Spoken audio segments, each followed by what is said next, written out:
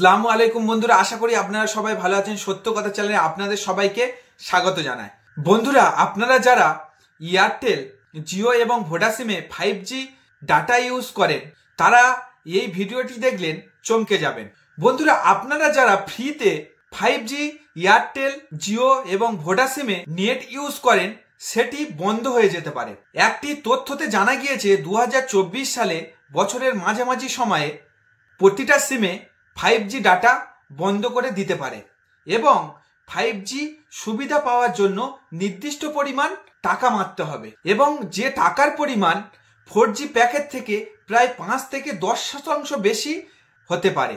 আপনি যে 4G recharge করেন তার থেকে প্রায় 5 থেকে 10% বেশি টাকা মারতে হবে 5G সুবিধা পেতে হলে। এবং একটি সমীক্ষায় দেখা গেছে তখন ভারতবর্ষে প্রায় 20 কোটি মানুষ 5G ইউজ করবে।